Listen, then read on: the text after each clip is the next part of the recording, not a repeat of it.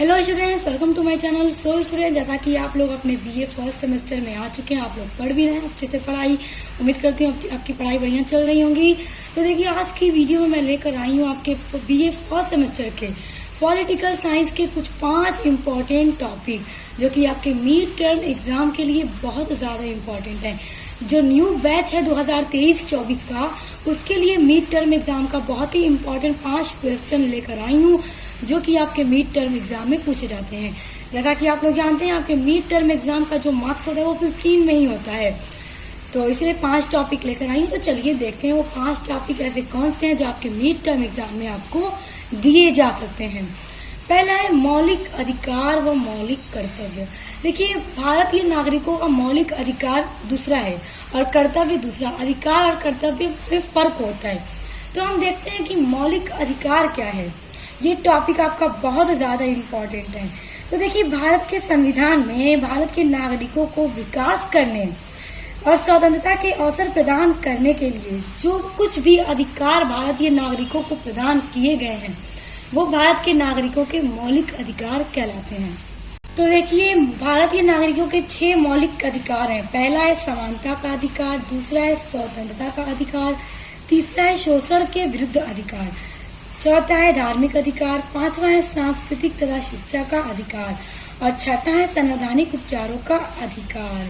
देखिए, इसी में एक और टॉपिक है आपका मौलिक कर्तव्य। तो देखिए, जो भारत का संविधान है, तो भारत के संविधान में मतलब भारतीय नागरिकों के मौलिक कर्तव्य भी हैं। तो इसको थोड़ा समझ लीजिए कि मौलिक कर्तव्य क्या है। देखिए, भारत के संविधान का जब 42वां संशोधन किया गया था और यह संशोधन 1976 ईस्वी में किया गया था। तो इसी 42वें संशोधन में भारत के नागरिकों के कुछ मूल कर्तव्यों को भी शामिल किया गया है। देखिए, जो भारतीय नागरिकों के मौलिक कर्तव्य है वो उसमें हम कहें तो एक कर्तव्य ये है कि भारत का जो नागरिक है अपने संविधान का पूरा पालन करेगा, अपने संस्थाओं, अपने राष्ट्र ध्वज, राष्ट्रगान का उदय करेगा और अपने दूसरा ये है कि अपने देश की रक्षा करेगा। तो देखिए, इसी तरह से मौलिक कर्तव्य हैं भारतीय नागरिकों के। टोटल 11 मौलिक कर्तव्य हैं और मैं आपके जो सिलेबस में ये टॉपिक है मौलिक कर्तव्य पूरा पढ़ा चुकी हूँ। जैसे मैंने 11 मौलिक कर्तव्य के बारे में बताया है, तो मैं प्लेलिस्ट की लिंक इसी वीडियो के डिस्क्रिप्शन बॉक्स में दे दूंगी। आप चाहें तो पूरा पढ़ लीजिएगा देख करके, बहुत ज्यादा इंपॉर्टेंट है, एग्जाम में भी आता है। देखिए, आपका दूसरा इंपॉर्टेंट क्वेश्चन है भारतीय संविधान। तो अब भारतीय संविधान क्या है, आइए इसको भी थोड़ा सा यहाँ पे जानने की कोशिश करते हैं। देखिए, जो भारतीय संविधान है उससे आशय यह है कि इसमें कुछ कानूनों और नियमों का पूरा संग्रह है, जिसमें बहुत सारे कानून और नियम हैं। ये हमारे भारत का लिखित संविधान है और देखिए, इसी संविधान से लोकतंत्र का ढांचा तैयार होता है। और देखिए, लोकतंत्र में सरकार इन्हीं कानूनों के आलोक से शासन चलाती है, यानी कि इसी संविधान के अकॉर्डिंग शासन चलाती है सरकार। और देखिए, हमारे भारत का संविधान लिखने में पूरा 2 साल 11 महीना 18 दिन का समय लगा था। और देखिए, हमारा भारत का संविधान कब लागू हुआ था?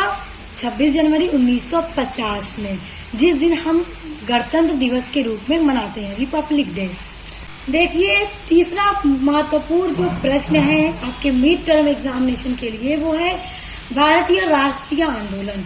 तो प्रश्न पूछा जा सकता है कि भारतीय राष्ट्रीय आंदोलन क्या है। तो आइए इसको भी थोड़ा सा हम थोड़े थोड़े शब्दों में सभी प्रश्न को जानने का प्रयास करते हैं। देखिए, जो राष्ट्रीय आंदोलन है, अगर हम उसका शाब्दिक अर्थ लें तो इसका जो शाब्दिक अर्थ ये है कि अपने राष्ट्र के लिए आंदोलन करना।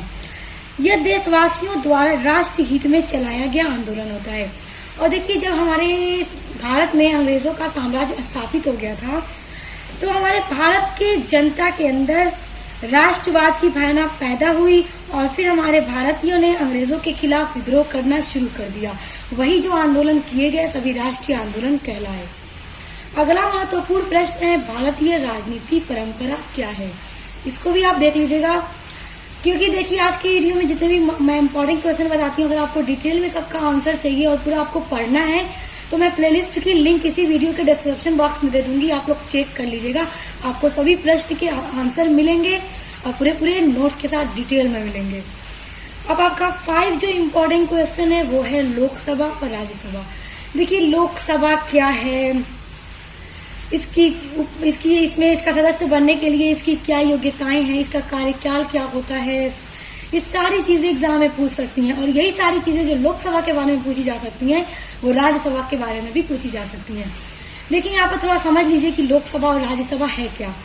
देखिए लोकसभा जो है वो हाउस ऑफ पीपुल है, यानी कि लोगों का घर है, लोगों का हाउस है, हाउस ऑफ पीपुल।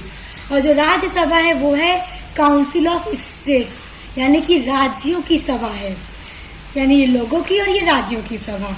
देखिए लोकसभा जो है एक टेम्परेरी हाउस होता है, अस्थायी सदन होता है जिसको कभी भी भंग किया जा सकता है। इसका कार्यकाल वैसे तो 5 वर्ष का होता है, मगर इसको पहले भी भंग किया जा सकता है। और लोकसभा में 2 पदाधिकारी होते हैं, एक अध्यक्ष और दूसरा उपाध्यक्ष। और दूसरा है हमारा राज्यसभा।